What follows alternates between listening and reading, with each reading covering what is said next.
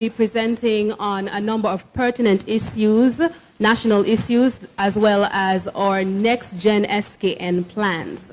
Today at the head table, we'll be addressed by the leader of the opposition and the leader of the next-gen SKN Labour Party, the Right Honourable Dr. Denzil Douglas, the deputy leader of the St. Kitts Nevis Labour Party, the next-gen SKN St. Kitts Nevis Labour Party, the parliamentary representative as well for constituency number 2, our royal lady as we call her, the Honourable Marcella Liebert, parliamentary representative for constituency number 3, the Honourable Conris Maynard,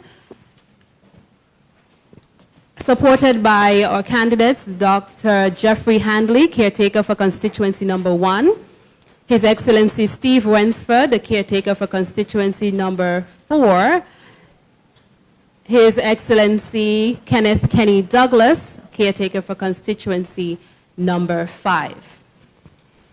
And at this point, we will invite the Right Honourable Dr. Denzil Douglas, who will address our listeners. Thank you, Mrs. Connor Vance. Pleasant good afternoon to our beloved citizens and friends at home and abroad who are tuning in to this, our party's first press conference by radio and by internet. I also welcome you, the members of the media, and thank you for your attendance here this afternoon. I must offer an apology for the absence of our member, the candidate for constituency number 7, who is off island on duty. This will be my first opportunity since the turn of the new year to wish all of you, members of the media, and the listening public a happy new year. I firmly believe that it will be an epic year for all of us. As our general elections will be constitutionally due this year, no later, of course, than May of 2020. 2020, therefore, is decision time.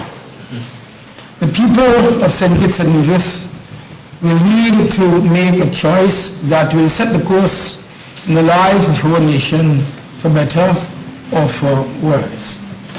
As the political leader of the St. Kitts Nevis Labour Party, I am very pleased to report that our party is ready to confidently face the next general elections and thus make things better for the people of St. Kitts and Nevis. Last year, we were able to complete the process of restructuring, rebranding, and renewal of our party. We have also been very busy putting together our platform of plans and policies that will bring about real change and real progress to the people of St. Kitts and Nevis. As you would have heard in my response to the Appropriations Bill 2020 back in December during the budget debate, we have great plans in store to bring hope, opportunity, and relief to the people of St. Kitts and Nevis. Over the coming weeks, we will continue to reveal our plans and ideas in the various thematic areas that are of most concern to the people and which will be of high priority for the next-gen SKN Labour administration in a new dispensation. You will hear in more detail our policies and plans as they relate to our healthcare system, housing, law and order, citizen security, the economy as it relates to how we intend to create jobs and address the high cost of living, and our good governance agenda. Our plans and ideas are the result of careful deliberation after extensive consultations with our people, both at home and abroad. We have gone from door to door into every byway and alleyway to hear directly from people. We have listened to their concerns, They've listened to their ideas and their aspirations as to the kind of future that they want for themselves and for their families. We have also consulted with a broad cross-section of the stakeholders in the business community, the professional associations, and the non-governmental organizations, of course, civil society. Our plans and ideas are the culmination of these consultations with the people, with a view towards ensuring that they will have maximum impact and bring tangible benefits, tangible opportunities, and relief to the people of St. Kitts and Nevis. The St. Kitts Nevis Labour Party is very serious about leadership. We are serious about progress, and we are serious about legacy. We leave the political gimmickry to a desperate Prime Minister who, after 5 years, has focused mainly on enriching himself, his close friends, his family, and who is now scrambling to find something that he can do to impress the people of St. Kitts and Nevis. But we all say it is far too late. Secondly, I want to make it clear that our plans and ideas will be implemented in a sustainable way and in a structured way to ensure that they would have intergenerational impact and bring intergenerational prosperity to the people of St. Kitts and Nevis. The St. Kitts Nevis Labour Party has taken the time to formulate our vision that would take our great federation to higher levels of progress and prosperity in 2020 and, of course, far beyond. Our people have now had a chance to compare and to contrast.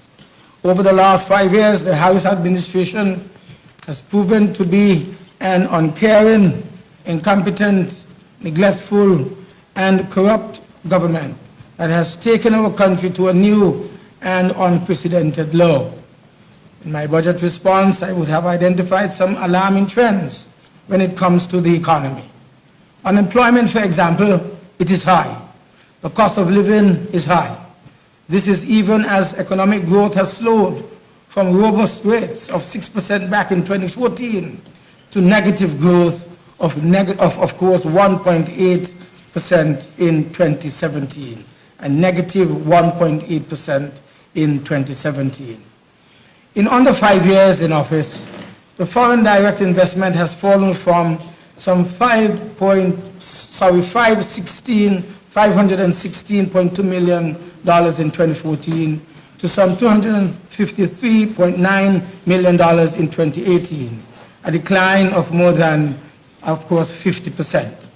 This represents a very serious loss of confidence in the Harris administration. For the third year in a row, the Harris administration has used the CBI program to prop up its budget.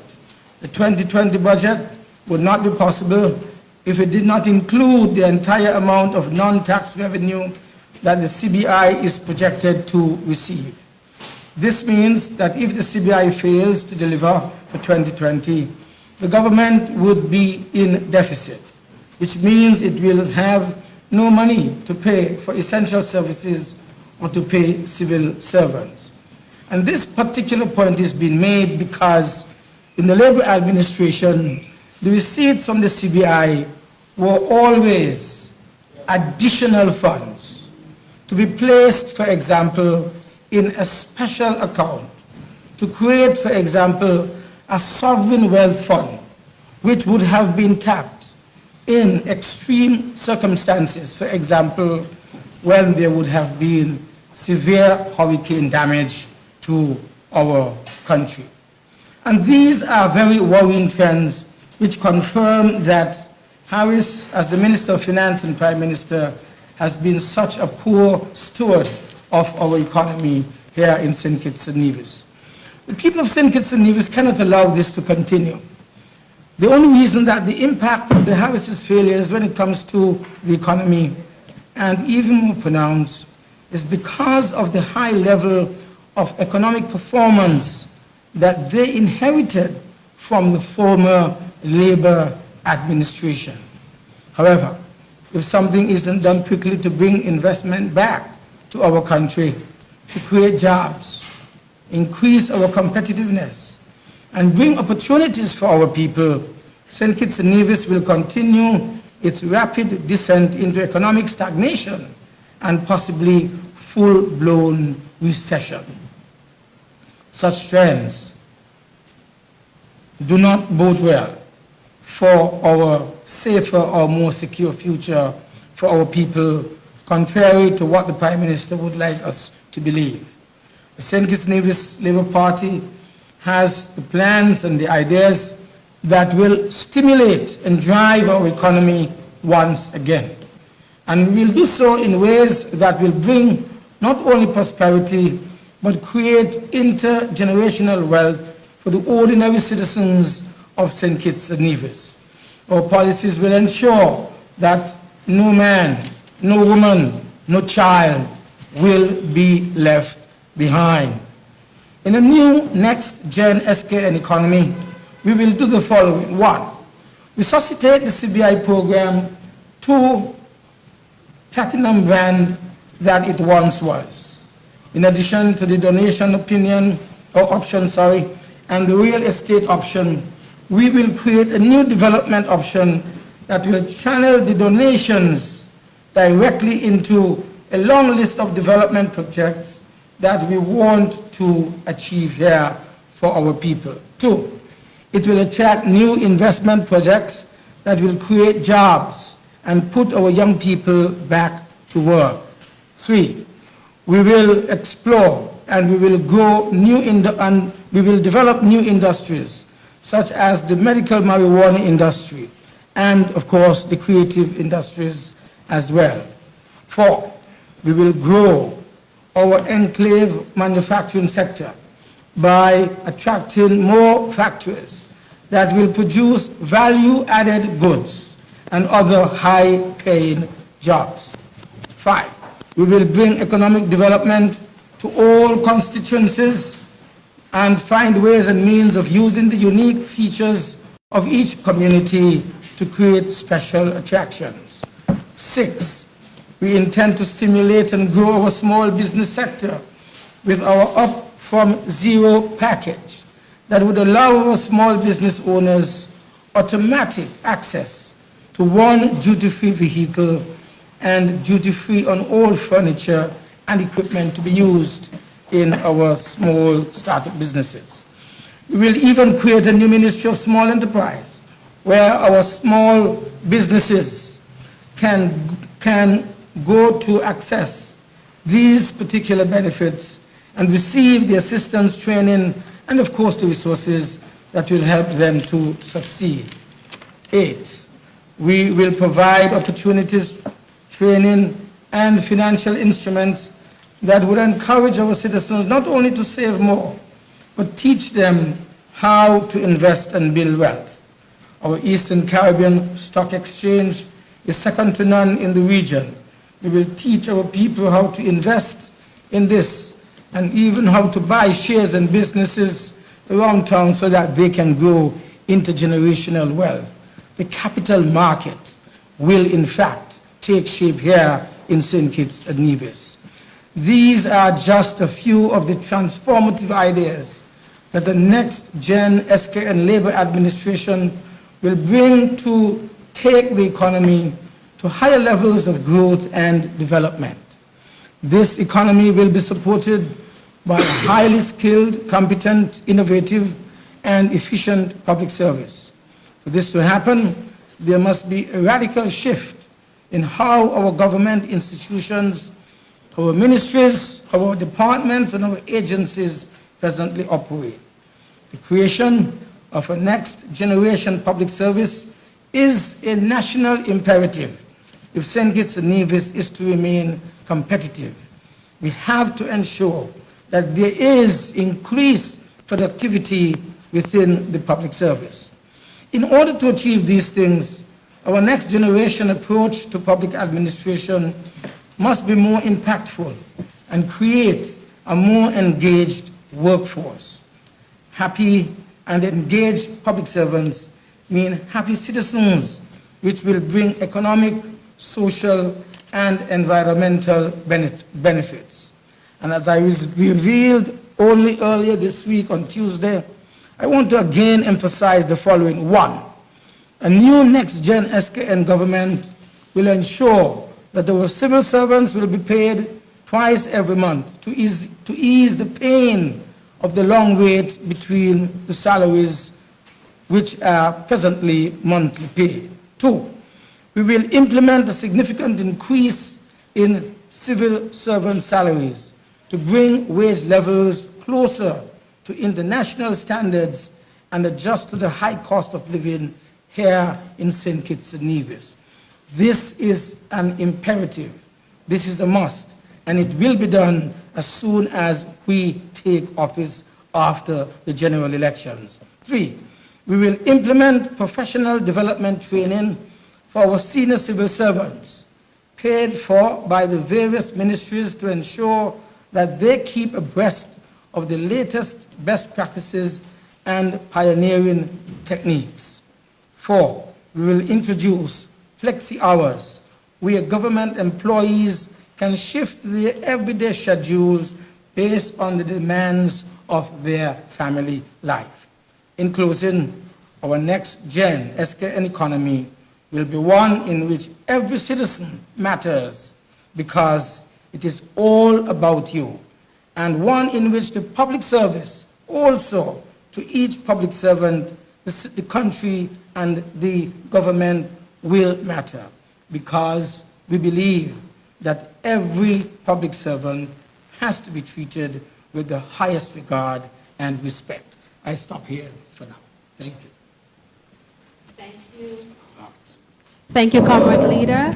You've heard the plans and the policies that the St. Kitts Nevis Labour Party Next Gen SKN team has in store for the citizens of St. Kitts and Nevis, both at home and abroad. And the St. Kitts Nevis Labour Party has plans and ideas that will stimulate and drive our economy once again. Thank you once again, the Honorable Dr. Denzel Douglas. We'll now hear from our Deputy Leader of the St. Kitts Nevis Labour Party and the Parliamentary Representative for Constituency Number 2, Honorable Marcella Liburd. Thank you, Madam Chair. A very pleasant good afternoon to members of the press, to our listening and viewing public, at home and abroad, to my colleagues in the Next Gen SKN Labour team. I would want to join with the leader in wishing all of you a Happy New Year, as this is our first press conference for 2020. Today I want to first take a look at the lack of good governance under the Harris regime, bearing in mind that good governance was one of the main planks, if not the main plank, of their campaign in 2015. Over the last 5 years, Harris and his regime have destroyed, ruined, decimated, undermined, and manipulated the public service, the parliament, the electoral office, statutory bodies, and other institutions under government control in a systematic and calculated way. For example, Carnival has been destroyed. I don't think there's anybody who would dispute that, no matter which side of the political fence you're on. The Honorable Sean Richards have overseen the demise of Carnival over the years since he has been there.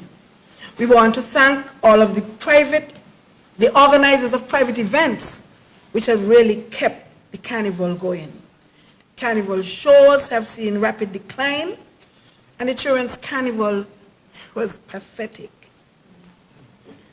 The parade is the only event that people look forward to, yet the participants are treated with scant regard and disrespect. For example, this year the organizers had no input in the change in route. There was no consultation with them. They were just given an order as to where the route is. Last night, There was a private prize given where public funds were used to provide food and drinks for a private event organized by Sean Richards and the Carnival Chair, just for a few of their invited friends. Even some participants of Carnival were not invited. If you were not in the top 3, you could not go. You were uninvited. And then only one person was supposed to represent. For example, take a troupe like Ultra that had 900 persons in it. People paying their money to enjoy themselves, to make the carnival something. And only one person could go to represent that troupe that won almost everything from what I heard from the results for the carnival. So the public is no longer a part of the carnival. Prize giving has been moved from a public event to a private event. We want to say that Next Gen SKN will revive Carnival with new and innovative ideas and ensure that it becomes a public event again and not a private event for a few friends and family of the minister and the chair of the Carnival. On Wednesday of this week, at his press conference, we had another glaring example of how Harris has destroyed and manipulated the civil service. The civil service is to operate independent of politics, but Harris has consistently politicized the civil service and compromised the professionalism of our civil servants. I'm sure you would recall that Harris declared in a town hall in Sandy Point some time ago that those who got jobs under his regime got them for politics. Not for competence or experience or ability, but strictly for politics. Many of our professionals who sacrificed so much to go to college and other institutions to educate themselves were insulted by Harris's pronouncement. But Harris has made it clear that all jobs are for politics. So on Wednesday, Harris, the Prime Minister, announced transfers and promotions in the civil service, took pictures with public servants at his press conference. This blatant politicization of the civil service is wrong and it is unethical. Public servants are appointed and transferred to the Public Service Commission, not through Harris or his government ministers. And it is the Governor General who makes these appointments according to our Constitution.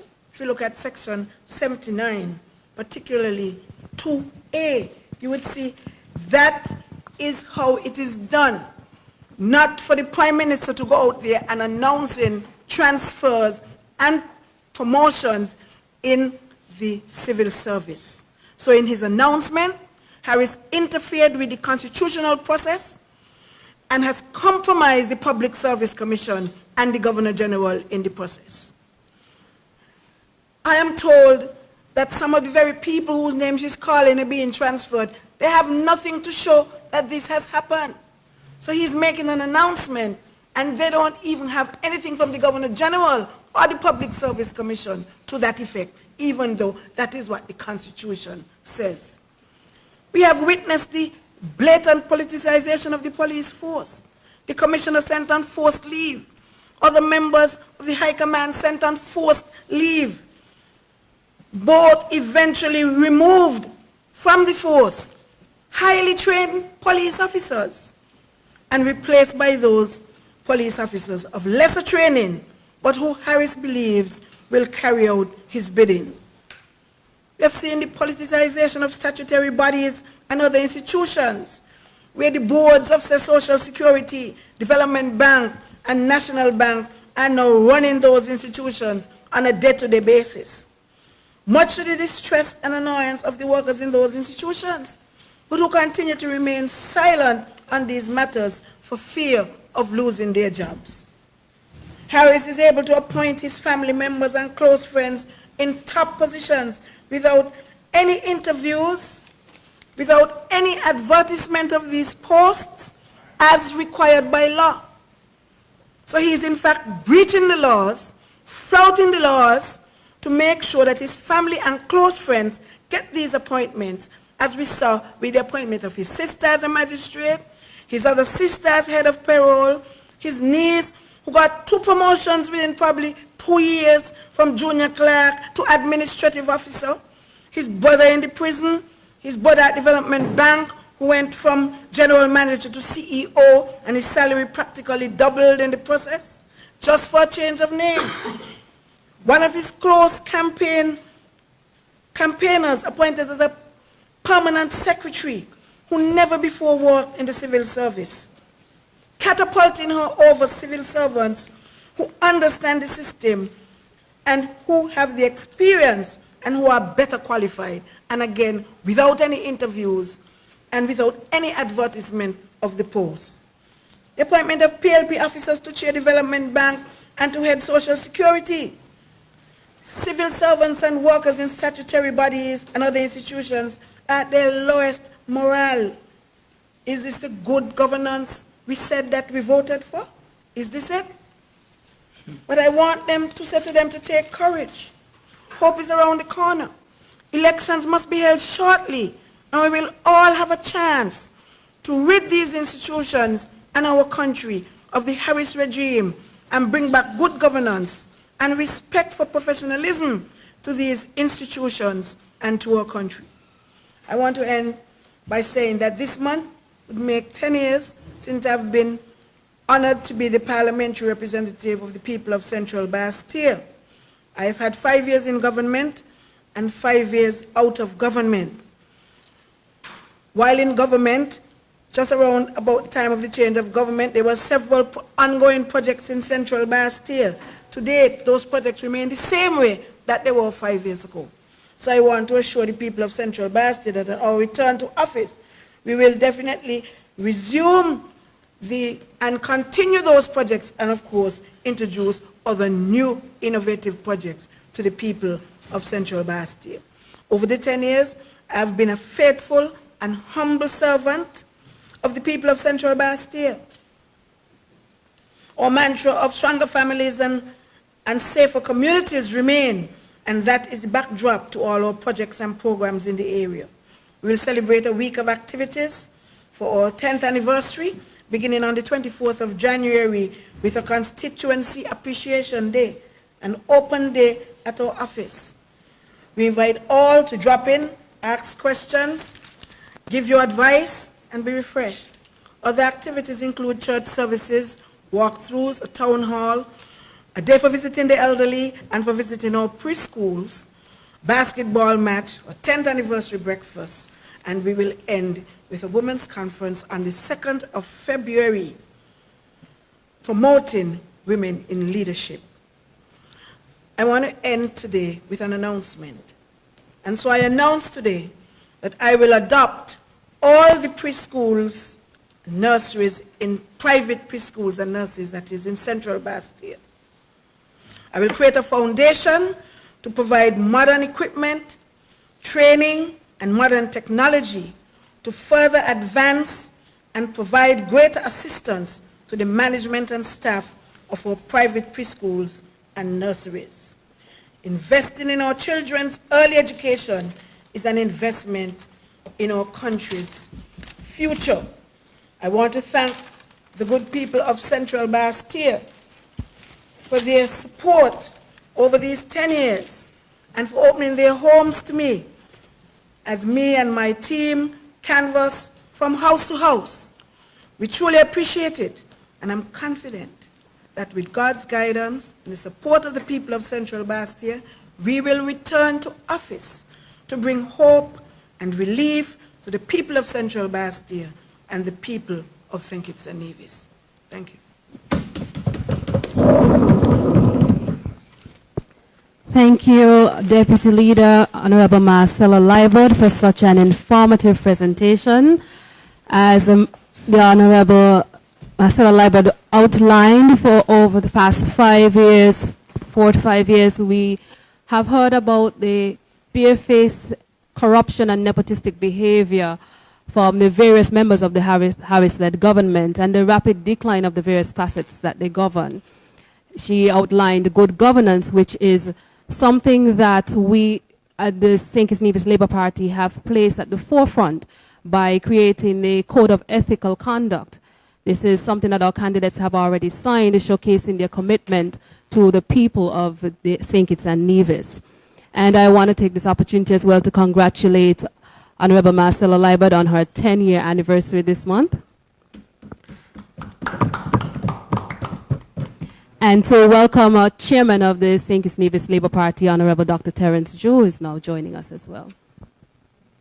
We'll now hear a presentation from the Honorable Conris Maynard, Parliamentary Representative for Constituency Number 3. Thank you very much. I would like to join with my colleagues and wish everyone a special good afternoon and also Happy New Year in this year of 2020. To those listening on radio and across the globe on the internet, special good afternoon to you as well. It is a pleasure to be here again at the head table with my colleagues. Recently, as Marcella mentioned, we came out of Carnival, but we were forced to have what you call the real Kaiser show after Carnival, of which I had the pleasure of being a part. For those of you who were not there, there was a clip of me going around singing a song that Dr. Douglas had texted to me, and I had no choice but to sing it live. But we had some fun. But as we gear up for the election in this year, before I go further, let me extend well wishes to the entire constituency of Constituency Number 3. So as we gear up for the election, we will continue to introduce some of the plans that we have for our country and our constituencies. Now, over the past 5 years, I have stayed in tune and active in my constituency. My constituency office has remained opened to create access to all the residents of Constituency Number 3. We have continued our scholarships program, our elderly care programs, our sponsorship of sporting teams, our community cleanups, our small business assistance programs, our mentorship programs, and we have been a strong voice in Parliament advocating for the things that the government should do for Constituency Number 3, including roads, including houses, including jobs. But under a brand new next-gen SKN Labour administration, there are some exciting things that the people of Constituency Number 3 should look forward to. Exciting and also critically needed. We will have a brand new next-gen card-in home where our elderly can age with dignity. It will become the platinum standard of elderly care in the Caribbean for those who are elderly and those among us who are indigent. We will have a top-class multi-purpose sporting facility located at Lime Keel for football, cricket, basketball, netball, tennis, and volleyball. As you would know, and Marcella would admit, the village has one of the foremost Premier League teams in the country in the village superstars. Dr. Drew smiles as well because he agrees. And now we have 2 teams in the Premier League, Trafalgar South Stars and Village Superstars. And so under a next-gen SKN Labour administration with Conris Maynard as your representative, we will have a home stadium at Limekeel for these teams. As I walk the constituency, one of the things I realize is that we have a lot of persons who are interested in small business and are running small businesses off of their galleries, their backyards, or in their front rooms. And so it is time for us to develop in Constituency Number 3 a small business mall complex for small businesses such as plumbers, electricians, carpenters, hairstylists, makeup artists, convenience shops, vehicle rentals, graphic designers, photo studios, vehicle detailing, you name it. The point is we will create a space where these small businesses can have a storefront, where patrons can come to them and they can have back storage and a back office to operate. We appreciate how very difficult it is to get space in town and how expensive it is. And so in order to help the many small businesses I meet in my community, we will develop a small business mall complex. Needed. Now, as I go to national issues, our party has undertaken a process of restructuring, reform, and renewal. We are next gen. We have been door to door, speaking with you, the people, listening to your concerns and welcoming your suggestions. And that is why we can boldly say that Labour's next gen SKN policies are all about you. Next gen SKN does not just address the issues plaguing the common man, but also the various businesses throughout the Federation, those seeking to start their own businesses and investors. As I've said so many times before, our Next Gen SKN team is an action-oriented team. We have spent extensive time setting things in place so that we can hit the ground running from day one, once we are elected to office. In our team, you can find youth balanced with maturity. We are a wide array of trained professionals in law, medicine, sports, engineering, education, international relations, just to name a few. We are ready and fully geared up for the upcoming election. And as our comrade Ambassador Steve Rensford has said before, we are on a mission with a 2020 vision. In committing to our Next Gen SKN, we ensure that our visionary domestic policies equal matched with strategic external relations.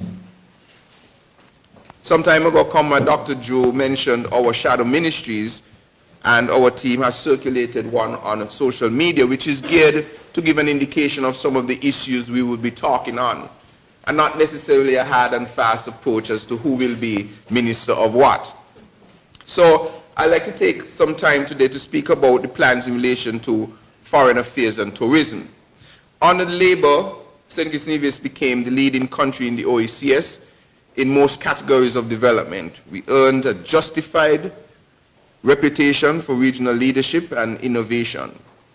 Over those 20 years of the former Labour administration, St. Kitts Nevis has always pursued an aggressive foreign affairs policy. This included, of course, the establishment of new diplomatic relations and consulates in strategic capitals of Taiwan, of Dubai, of Canada, and Cuba. We established a great name for our federation back then and will produce even greater in the coming years once elected to government. We have worked extensively with state and non-state global actors to secure and sustain investment, tourism, trade at the key moments, development and humanitarian assistance. Everyone can feel that there was much more investment on the Labour than there is under Harris's coalition government.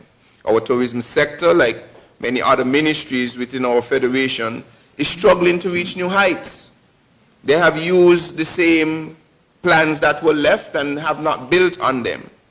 The government revised the Labour plans, for instance, for building of second pier and effectively doubled the budget and still did not deliver on the promises made. So the Next Gen Labour SKN will work to intensify diplomatic relations, cultural exchanges, trade and economic links with non-traditional states such as Latin America, Africa, Asia, which are some of the fastest growing economies in the world. I spoke just now about the second pier being built. The government had said that St. Kitts was set to house 3 Oasis-class cruise ships at the same time. It is important to note that it will be very, very rare, if ever, where the cruise companies will have 3 of their largest ships in the world docking at the same port at the same time in the same season. So in effect, The government has moved the cost of the pier from 31.5 million to near 60 million US dollars for an occasion that may never happen or happen once every lifetime. This amounts really to building an airplane hangar to house a motorcycle. It is a waste of money.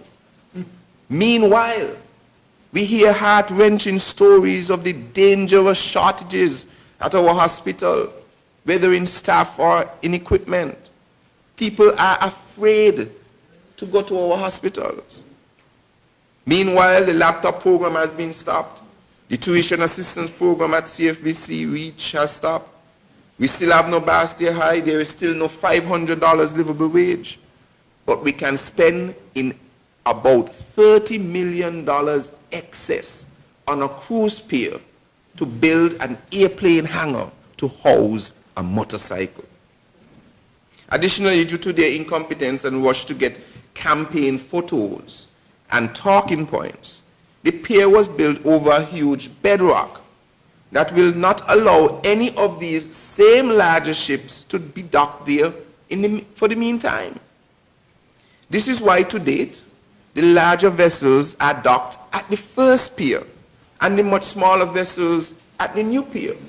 In fact, I remember the minister responsible in Parliament saying that the captains love the new pier.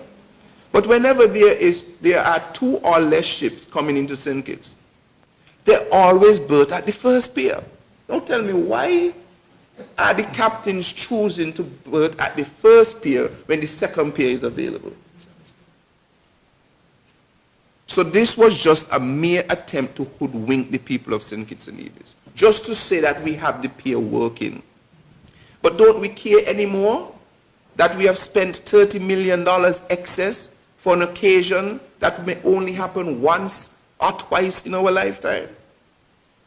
This is not how a government should operate. We have to be prudent and responsible with the people's money. Even the taxi drivers are disgruntled right now because there has been a large influx of taxi drivers which has not matched the numbers of visitors using their service. Therefore, many are complaining about the difficulty to make ends meet.